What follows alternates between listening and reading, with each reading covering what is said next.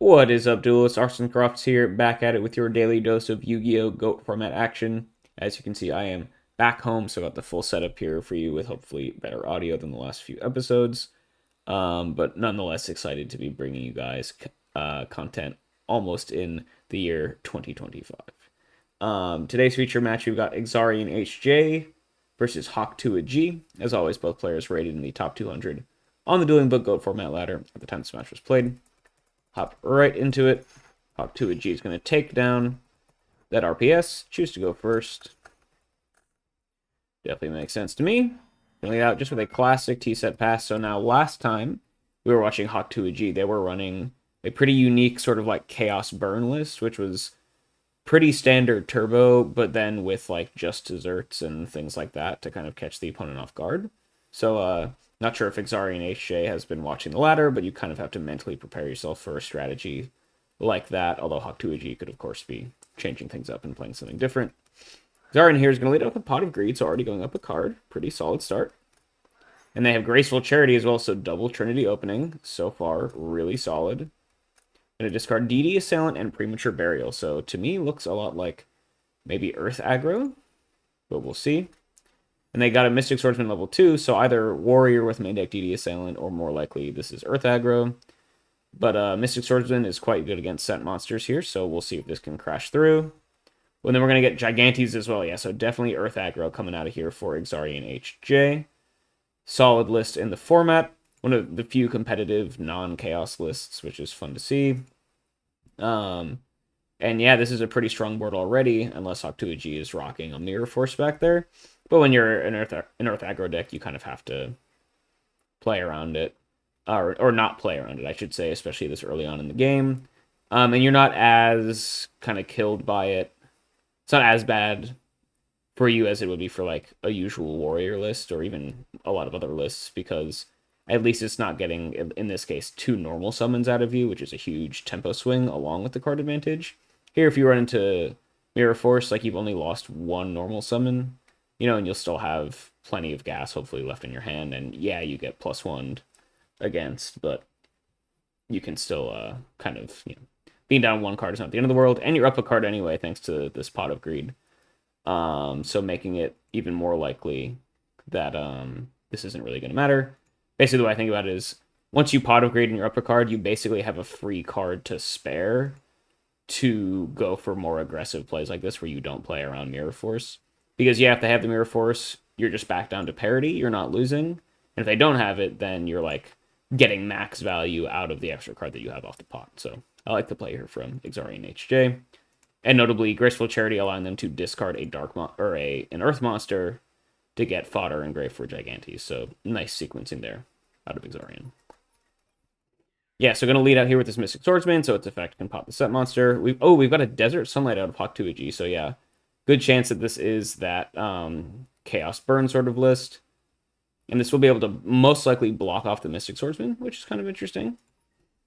Okay, they're going to flip up a Desk Koala. Okay, so Mystic Swordsman's still plussing here. Exarian will take the damage from the Desk Koala flip up, and a little bit of damage, 900 to be exact, from Mystic Swordsman crashing into the Koala with its measly 900 attack. But this will just be another straight +2 for Exarian, right? Because Mystic Swordsman will trade with the Desert Sunlight. Gigantes will be able to beat over the Desk Koala. So really nice start here from Exarian, opening double Trinity, setting up a pretty big early swing. Yeah, Hawk 2AG made it a little bit awkward with this Desert Sunlight, such that you won't get in any damage this turn, but you're going to be up significant card advantage here. Gigantes, yeah, will then kill the Koala. And Exarian is all the way down to 5100, which is a little bit scary, I guess, if you're up against, a burn list. They've already almost dealt half your life to you. But Hawk 2AG is pretty down on cards here, so, kind of hard to guess exactly how this will go, but I think Exarian's in a decent spot. I'm going to set a couple back row pass, sure. Hawk 2AG, down some cards here. They do have a Heavy Storm here, which is going to clear out both of Exarian HJ's back row, a Raigeki Break and a Mirror Force. So Hawk 2AG getting a little bit of card advantage back there with the 2-for-1 off the Heavy Storm. And now the back row is clear for them to do some stuff. Yeah, so pretty much confirming that this is that Chaos Burn list, right? You see Desquala, Desert Sunlight, but then you also see a Dekoichi. So kind of both halves of the deck here on display already. And the thing about Mystic Swordsman is that it basically is going to mess with all of Hawk-Tuaji's sets. So they're just kind of forced to normal summon the Dekoichi to kill the Mystic Swordsman, even if it might get beaten over this Gigantes. Because otherwise I'll never be able to set a set monster again until they draw out to this Mystic Swordsman. So you can see once again these Earth Aggro pressure monsters, doing a good job of forcing Hawk-Tuaji to make some awkward plays, keeping them on the back foot, never allowing them to really make an optimal sort of play here. So I think still looking good for Exarian HJ, even though their Mystic Swordsman is going to die off of this. Now, if Hawk-Tuaji has like a Book of Moon to maybe set this Dekoichi so it can cycle for something, or just a way to out the Gigantes, I guess in that case you would probably book the Gigantes to beat over with Dekoichi next turn. But if Hawk-Tuaji has a way to answer this Gigantes before it can beat over Dekoichi on Exarian's turn, then it might be a little bit dicey for Exarian. But we'll see if they have any more gas in hand. Yeah, this set card could be pretty influential. Let's see, Exarian looks like they have another Gigantes. Okay, so you're going to need multiple outs to these monsters if you want to keep your Dekoichi on board, or just a single Mirror Force, but we'll see if that's in play here. We're going to get Ring on one of the Gigantes, which will drop Exarian all the way down to 2,700, but that will also deal 19 to Hawk-Tuaji, and then Gigantes can beat over the Dekoichi, going up a card again and hitting them for an extra 500. So Exarian, you're pretty low on life. Burn is clocking you pretty nicely, but now that the dust has settled, Exarian is the one with all the pressure, so we'll see if they can continue to apply it here, or if Hawk-Tuaji just kind of has the burn to do it. Exarian going to set another monster here as well. Hawk-Tuaji, we got Mind Control on the set, which is a Goblin Attack Force. Okay, sure. So I guess getting a little bit baited by potential foot monsters there, but I guess if you're main decking Mind Control, you might as well. Interesting. We're going to flip summon that Goblin Attack Force, then just T-set pass. Exarian will get that Goblin Attack Force back. So interestingly, flipping up the Goblin Attack Force for them, I guess if you don't have Torrential Tribute, it's fine, but you might want to make your opponent think if they have to play around Torrential, right? Unless it's like some crazy mind games. Otherwise, I'm not sure why you would flip this one up. I guess to make them not have the ability to... I don't even know. Because Ring is like gone, so it being face up I don't think actually matters that much. I feel like you would almost rather it be in defense position, make Exarian potentially have to play around Torrential Tribute, and there's a chance that they don't flip up the Goblin Attack Force, and you can like beat over it 0 defense, because you at least know what it is next to the Minecon, and you'll get like delayed value out of the Minecon in that scenario. Whereas here, I don't see how this benefits Hawk-Tuaji, but maybe there's a reason that I'm missing. Obviously, let me know in the comments if you think there's something I'm missing here. Exarian HJ has the Heavy Storm here, though, to clear out the back row. It's just going to be just desserts. Burn Exarian for 1k. Now, they're not low enough that a Desk Koala flip would kill them. So, and now Hawk-Tuaji is completely out of cards, right? So you got Exarian all the way down to 1,700, but you're going to need to top deck something good. Otherwise, Exarian, kind of has the firepower to turn this game on its head.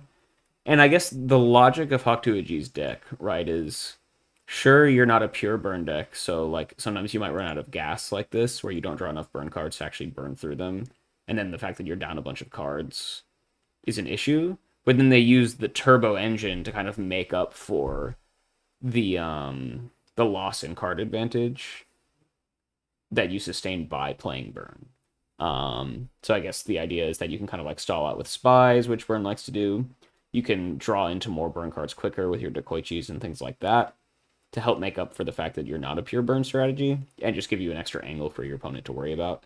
But we'll see, because if they just ran out of gas and all they're drawing is the turbo stuff when they're down card advantage, this could be an easy route back into the game for Exarian, even if the life point total looks a little bit scary. Ooh, and we're going to add a DD Assailant here to the board, so Heavy Storm out of Exarian. just popping that Jar of Greed, or that Just Desserts, they take 1k, but now clears the back row for you to get in with all of your big monsters. When we got Nobleman of Crossout, and is this just game? That is 31, 41, 58. Yeah, this is exactly lethal, unless it's Big Shield Guardian that's set down. Nobleman of Crossout. There you go. Banishes the set. And game one here goes to Exarian HJ on this Earth Aggro list versus Hawk2AG on their patented Chaos Burn strategy. You can see, once again, just the strength there of Earth Aggro being able to apply pressure. You are always the beatdown deck against Burn, because they can eventually just draw enough cards to burn you out. So Earth Aggro being one of the fastest decks in the format in terms of just raw damage potential, able to clock Burn and kind of, basically just outrace them, right? They killed them before the Burn player was able to draw enough Burn cards to kill Exarian HJ. So doing exactly kind of what you need to do in this matchup. We will go to game two, though. Hawk2AG will go first on this Chaos Burn strategy. Now, last time we watched them, game two, they sided fully out of the Burn stuff and then fully into Chaos Turbo. And I think that might make sense to do because Chaos Turbo is known to have a pretty good matchup against Earth Aggro. Whereas Burn, as I said before, probably does not, because it can just clock you so strongly. So Hawk2AG, honestly, very likely chance that they're just going right into Chaos Turbo here with the untransition side, I guess. But we'll see if Xari and HJ anticipated that in any way with their side decking strategy. Hawk2AG just gonna go ahead normal summon Sangan. Exarian HJ has the perfect counter to that with a DD Warrior Lady. You're going to be able to beat over the Sangan, deal 500 points of damage, and then banish the Sangan to make sure that Hawk2AG cannot get its search off. So interesting play. Hawk2AG, of course, could have gone set Sangan, and then Exarian would not have known that this DD Warrior play was the correct one. But I guess, depending on what's in the hand, it may or may not be worth trying to bait out Nobleman of Crossouts or anything like that, right? If Sangan is kind of the only thing you've got going for you, summoning it, I think, makes sense to protect it from knocks and things. But unfortunately, in this scenario, summoning it made it more likely that the DD Warrior Lady was going to be able to come through and answer it. Zarian's going to set a back row here, pass as well. Off to, no tempo advantage, still on Hawk2AG's side of things because they were able to go first, but clean answer to that Sangan, at least for Exarian. Hawk2AG draws into a Graceful Charity and is going to discard Chaos Sorcerer and Nobleman of Crossout.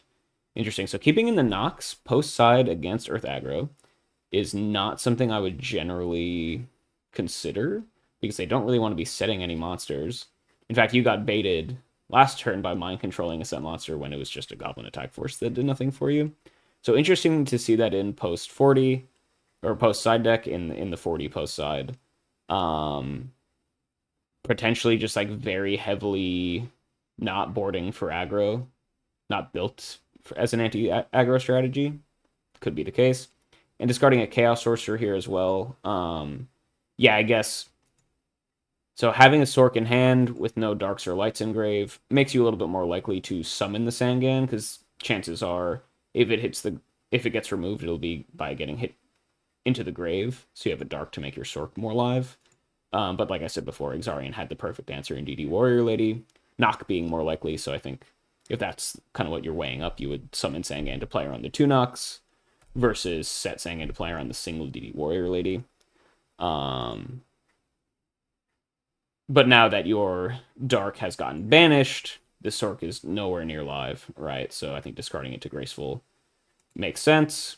Turbo decks, when they're playing against aggro decks, you can't afford to really have too many not live cards, right? Which is why, against Warrior, you're siding out Knight Assailant a lot as a turbo player because oftentimes it's just not really going to be able to get you any value.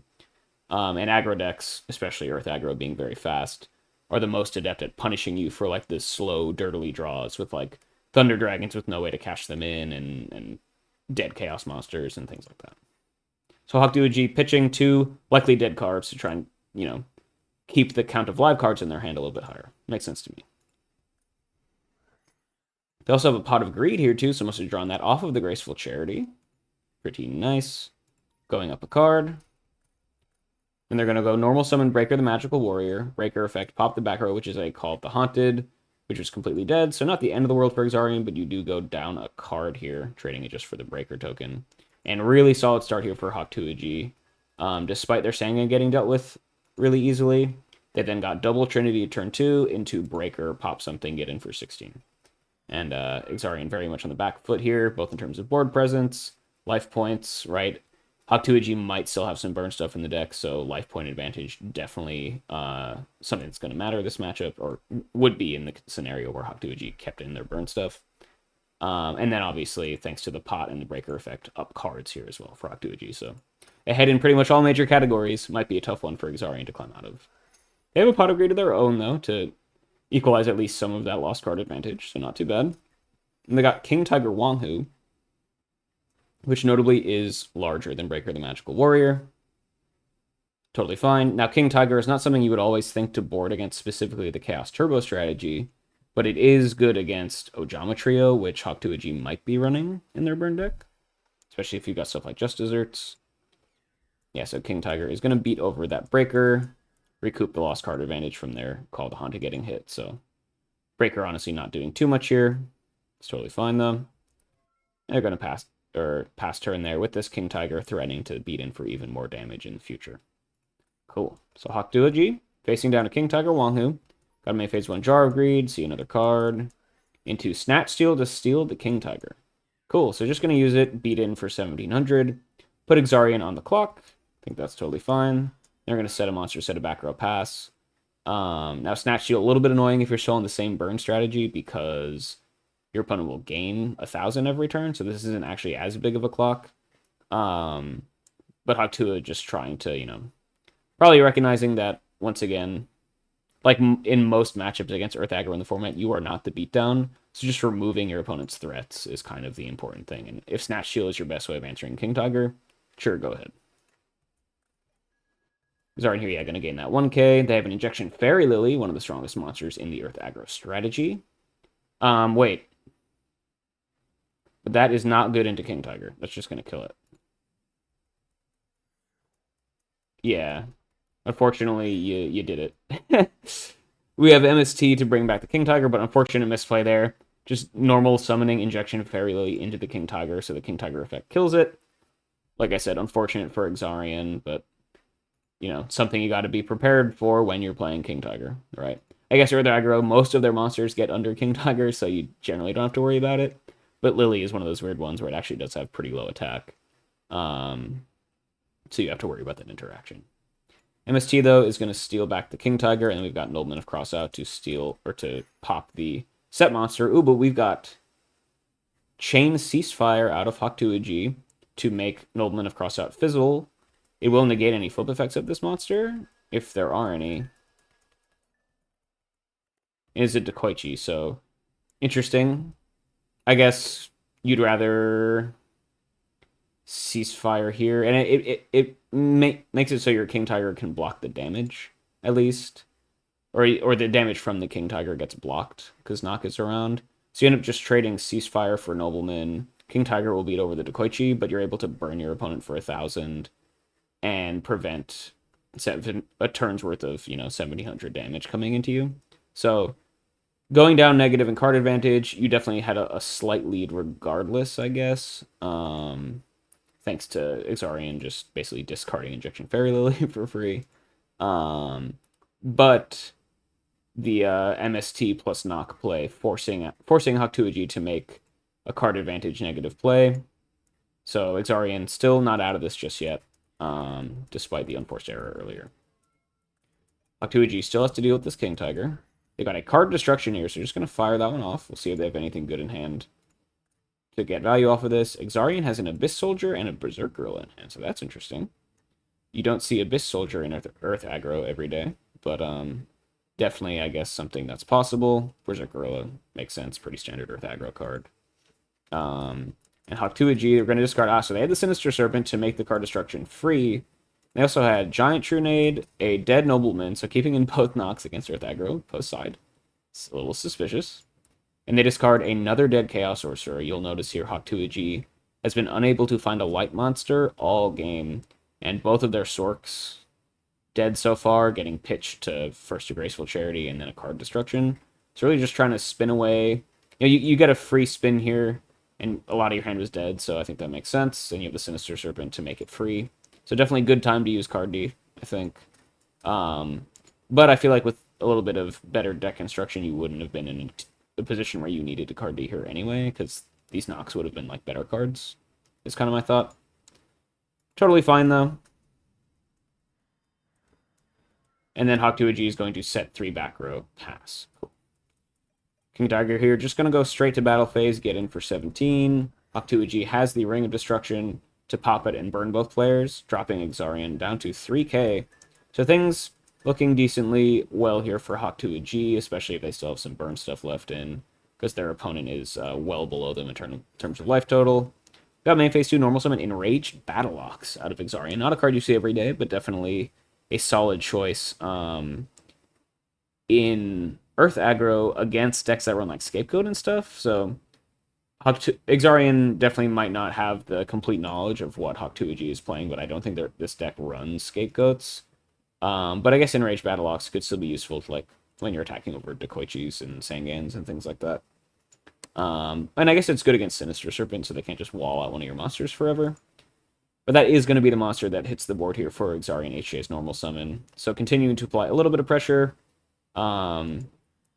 Adding a back row as well. We'll see if Hawk-Tuaji can deal with this. We're going to get end phase Torrential, or just Torrential Tribute react to the Enraged Battleox summon. Okay, just to deal with it. Totally fine.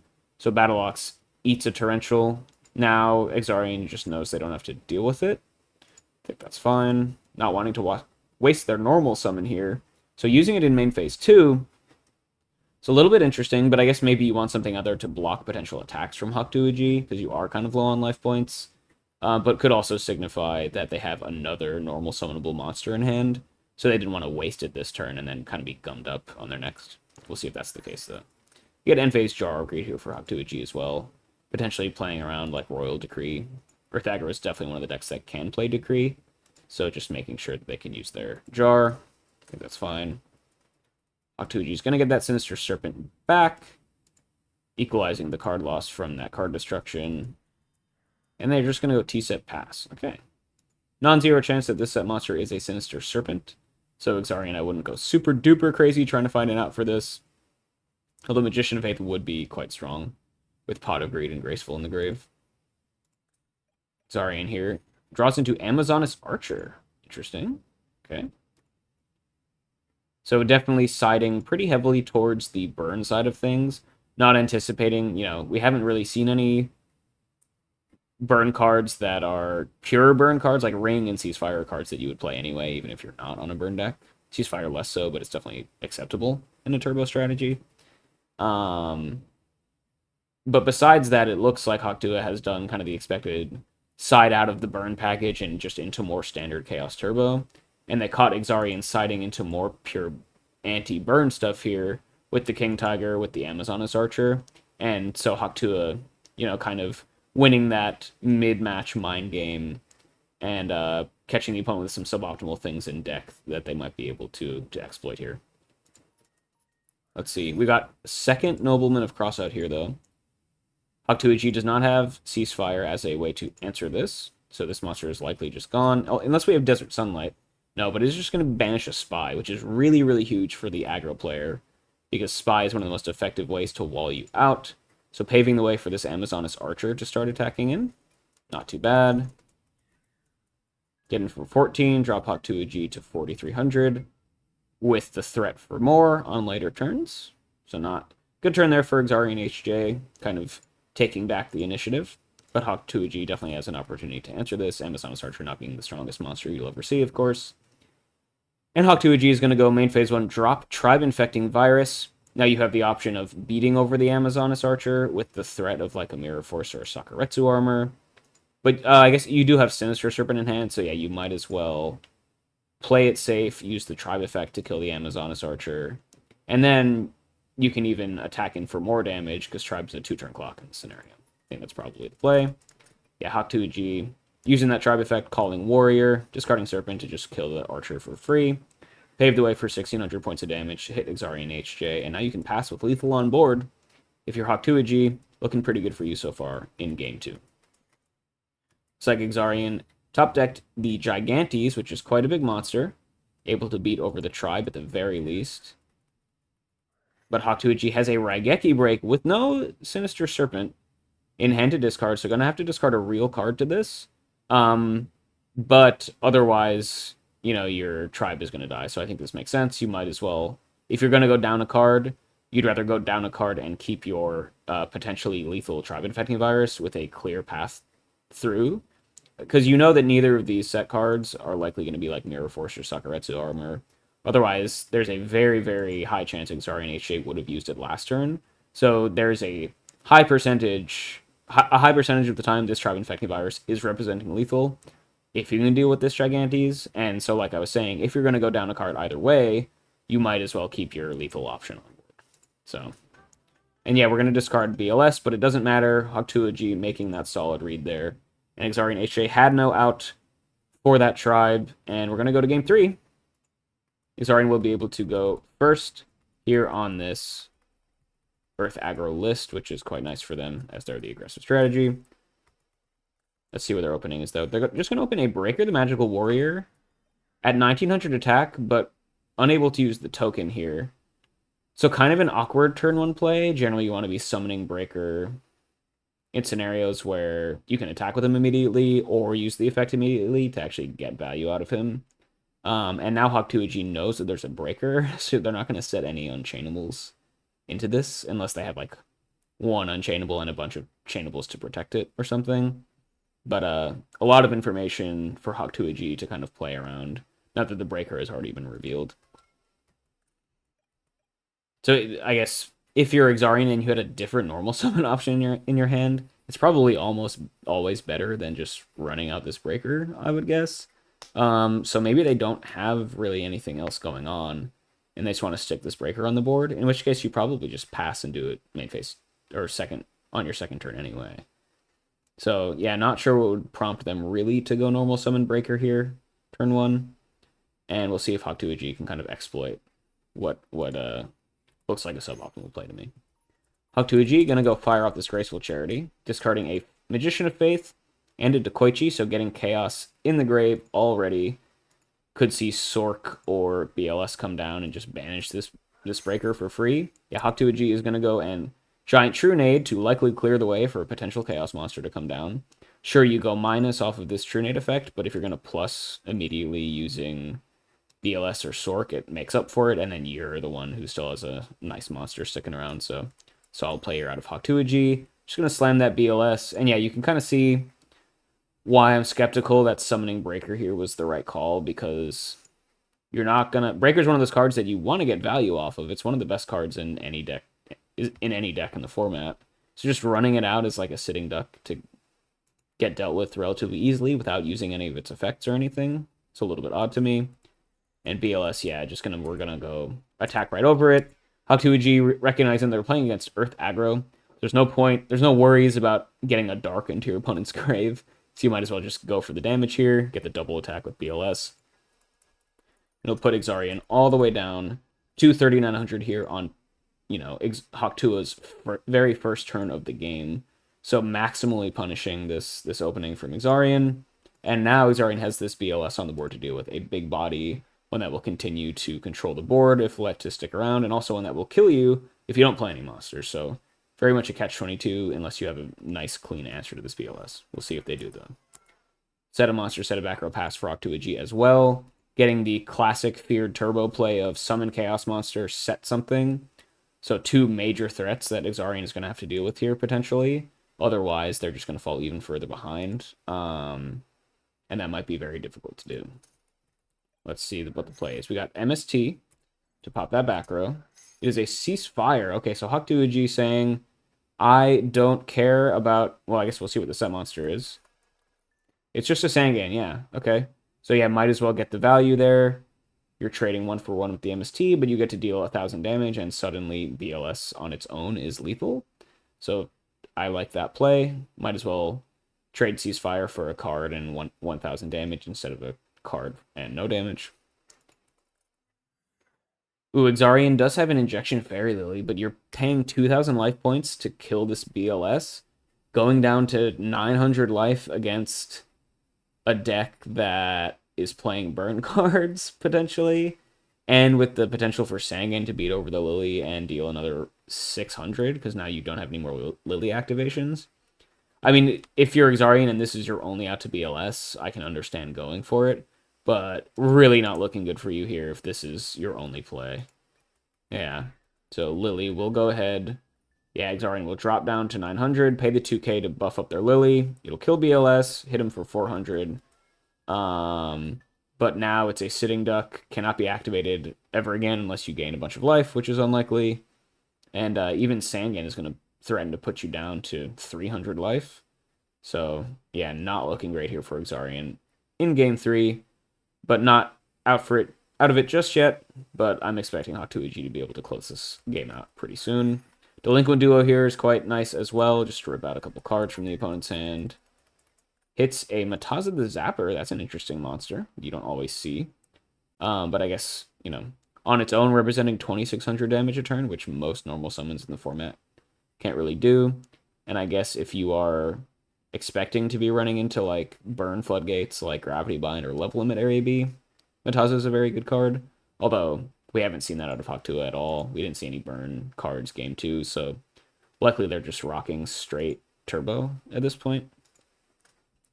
And then Exarian's going to go and discard that Mobius the Frost Monarch. Once again, something that you would probably be more likely to bring in against Burn than Turbo. Although it's not terrible against Turbo. I mean, I don't really like it, because Turbo just plays so many chainables, right? But it's definitely a card that some people bring in against Turbo, because it is a back row heavy deck. It's just, in my opinion, it's a back row heavy deck where most of the back row is chainable, so Mobius isn't that strong of an option. Let's see. Yeah, and then, as expected, Sangan will get switched to attack position, threaten to kill that Lily. Exarian's going to, just drop down to 300, let the Lily die. So, yeah, really desperate play to attempt to answer that BLS. And now Sangan is lethal next turn. Yeah, not looking great for Exarian.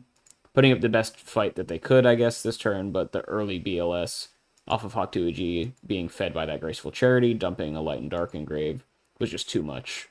Too fast for Exarian to deal with. They do have a Mystic Swordsman level 2, which is not lethal if it gets killed by Sangan.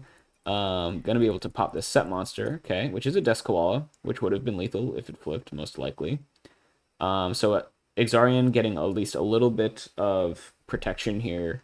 Getting a card positive in their favor. Gonna wall out the Sangan from lethal potential. You'll drop down to 200, unless Hawk2EG has another monster.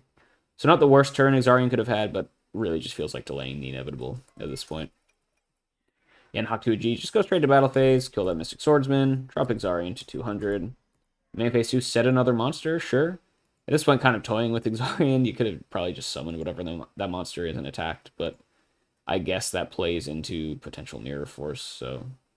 I mean, Mirror Force you don't even care about, really, because you have Sangan, so you're actually trading evenly anyway. But Exarian is going to get another turn here at 200 life, with a Sangan representing lethal and a set monster with potential good stuff in grave as well, so see if they're able to mount any sort of comeback. Oh, we've got Goblin Attack Force here, so that will be able to kill the Sangan, at least. No, we're going to attack the set monster, which is a Dekoichi. That'll cycle for a card, and then the Goblin Attack Force has to get turned to defense, and the Sangan can kill it. So it does wall you out, but it does wall out your opponent from killing you for an extra turn. But you're still going to go down a card, and still have really no solid way of dealing with this Sangan. So, yeah. Man, I guess Sangan is really hard for Earth Aggro to deal with unless you have, like, exactly DD Warrior Lady, right? Because you're not... unless you're able to knock it, right? Because you don't have any chaos, which is, like, the nicest way to deal with it. So Sangan seems really, really strong against Earth Aggro. Hawk2EG, we're just going to draw a pass. Interestingly, not looking to just attack and kill the Goblin Attack Force. I don't see why you wouldn't just do this. But what do I know, I guess? But potentially just kind of prolonging this one. Oh, sorry. Never mind. That was Exarian turning the Goblin Attack Force to defense because of the attack and then passing. I thought it was Hawk2EG's turn. But no, now they get to go to their turn. Likely we will see that Sangan attack the Goblin Attack Force. unless there's another monster that Hawk-Tuoji has to play here, but no, we'll just get Sangan, kill it. And then main phase 2, we're going to set a back row and then activate Thunder Dragon, setting the card first to play around Trap Dust Shoot, but they'll likely end up getting hit by it next turn anyway, so it doesn't really matter. But still, once again, passing with Sangan on board representing lethal. You're now up a bunch of cards. Hawk-Tuoji has potential tribute Sangan for Thunder Dragon, search something with Sangan plays as well, which is really powerful. Especially if Exarian has a monster that's big enough to kill Sangan, but not big enough to kill Thunder Dragon, potentially. Let's see. Tribe Infecting Virus is almost that special card. So yeah, running out this tribe here. Gonna go discard Premature Burial, which is super dead because you have less than 800 life points, which is one of the downsides of running Premature Burial. That 800 life points does sometimes matter. But I guess best case scenario is that at this point it gets pitched to a Tribe Infecting Virus effect. However, if you're using it to kill a Sangan, then you're just going minus a card anyway. And Hawk-Tuoji can search up something that can potentially kill this tribe on the back end of this. But I guess you do have to mount an offense here. Hawk-Tuoji going to grab a Sinister Serpent off the Sangan. I think that's totally fine. Pretty common Sangan target. But yeah, I guess this does pave the way for Tribe to beat in for 16. You are still the aggro deck in this matchup, so you got to start mounting an offense even if you're down a million cards. It's kind of your only chance of winning. You just got to hope like your opponent can never summon their Thunder Dragons, and you have a way of dealing with the Serpent on the top of your deck, most likely. Let's see.